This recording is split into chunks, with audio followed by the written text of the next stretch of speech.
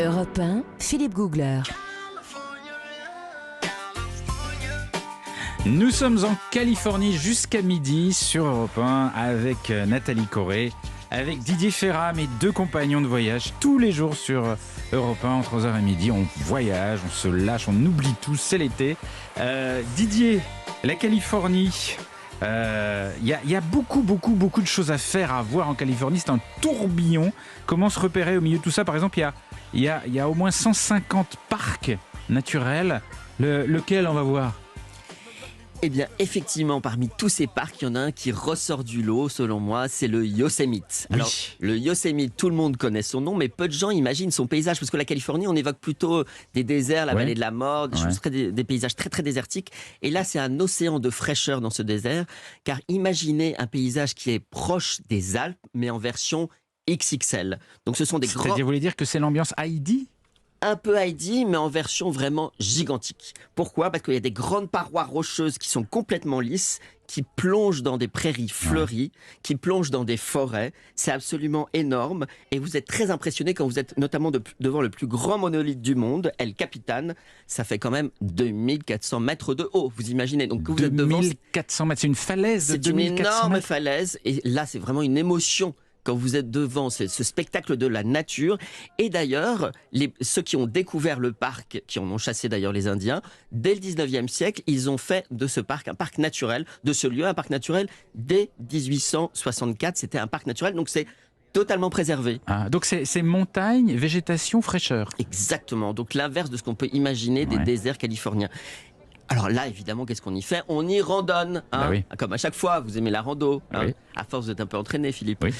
Donc on y randonne, et c'est toujours très bien fait dans ces parcs américains, parce qu'il y a des sentiers, c'est balisé, il y a des toilettes partout, ça vous perdez pas. Mais en même temps, vous croyez toujours en pleine nature sauvage. Je trouve que c'est extrêmement bien fait. Et vous avez des tonnes aussi de logements très différents pour tous les budgets. Dans quel style, quel look? Alors, vous avez des petits bungalows, vous avez des campings, et puis vous avez un hôtel historique qui vous replonge dans cette période du 19e. C'est un hôtel tout en bois sculpté, avec des petites colonnades, avec une terrasse où on prend un verre après la rando. Donc on se croirait plongé dans cette atmosphère très historique. C'est vraiment charmant. Et puis, c'est un hôtel où il n'y a pas énormément de salles de bain, parce qu'on est resté vraiment dans un très vieux bâti. Donc c'est assez drôle. C'est dans son jus, alors. C'est dans son jeu. Quand même un peu amélioré, hein, c'est quand même confortable, mais c'est que du mobilier en bois blanc. Et puis on vous donne un peignoir pour aller vous laver dans des petites cabanes qui sont des douches. Mais vous n'avez pas votre salle de bain toujours dans la chambre, ce qui est exceptionnel, parce qu'aux États-Unis, hein, comme vous l'avez dit, Nathalie, il y a 3 salles de bain pour une seule chambre. Mais oui, c'est une par jour. Oui, et ben là c'est le contraire. Donc c'est une atmosphère, moi, que j'ai beaucoup aimé, qui est hors du temps. On peut aller se baigner dans la rivière pour se laver? On peut, et puis il y a une piscine à l'arrière, hein, comme dans tous les lieux américains, il y a quand même une piscine. Hein. On est dans la nature, mais il faut quand même pas rêver. Et puis on a une forêt de séquoias. C'est des séquoias géants. Les séquoias géants de Californie, qui sont très incroyable, connus. ça. Alors, le plus grand arbre du monde, vous savez qu'il est aux États-Unis, dans le Sequoia National Park, un autre parc qui n'est pas très loin. Cet arbre, il a 3000 ans. Vous imaginez, il a connu l'Empire romain.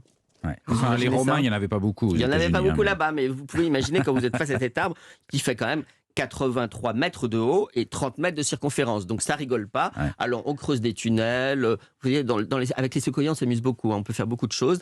Donc c'est très impressionnant quand on est devant. Et les enfants adorent en général. Mais les parcs américains, de manière générale, dans l'Ouest, c'est dingue. C'est dingue. On n'imagine pas du tout ça. C'est vraiment des moments dans une vie. Je ne vous parle pas du Grand Canyon, évidemment, qui est vraiment un des lieux qu'il faut avoir vu dans sa vie, qui n'est pas très loin.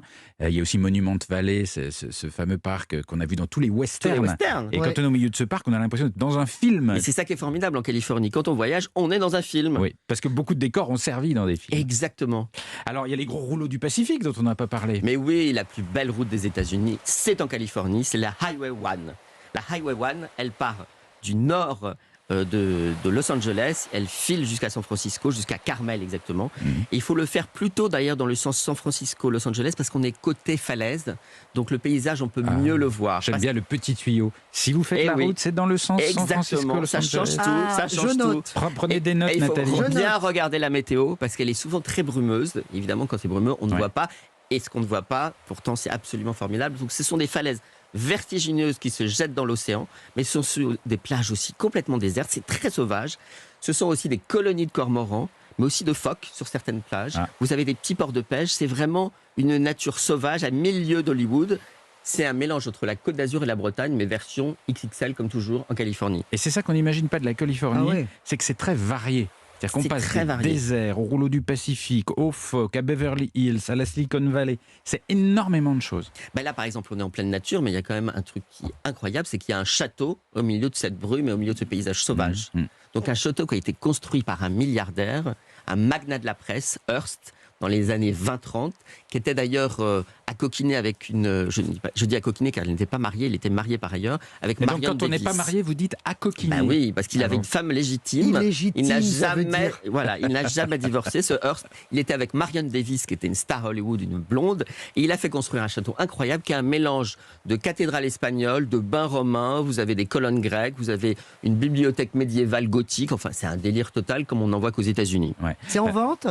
Non, c'est pas en vente. C'est pour mon on peut visiter, mais attention, les fêtes qui étaient organisées étaient très réglementées. Pas d'ivresse et on ne parlait jamais de la mort. Un dernier petit coup de cœur, peut-être les stations balnéaires cultes quand même. Bien sûr, Santa Barbara, vous le connaissez tous. Alors voilà, souvent les gens confondent, ce n'est pas un quartier de Los Angeles, c'est une ville un peu espagnole avec des arcades, très bobo, etc. Moi, il y a une ville que je préfère, qui est la petite ville qui est toujours en Californie au sud de Ventura, qui est une toute petite station balnéaire, en fait, aussi années 50, avec sa rue, son cinéma. C'est très peu connu, il n'y a pas un touriste, et c'est Santa Barbara en moins touristique. Nathalie, vous alliez où, vous ? Non, mais moi, c'est surtout, je voudrais faire une alerte arnaque. C'est que Malibu, alerte à Malibu, ça n'a pas été tourné sur la plage de Malibu. Non. Non, mais de Santa Monica. Parce que les plages à Malibu sont trop étroites. Donc c'est à Santa Monica. Par contre, je me suis acheté le short et le débardeur. Ça vous va ravir. Non, ça a déteint. Je suis très déçu par la qualité. Merci beaucoup. J'adore la musique. Merci beaucoup, les amis.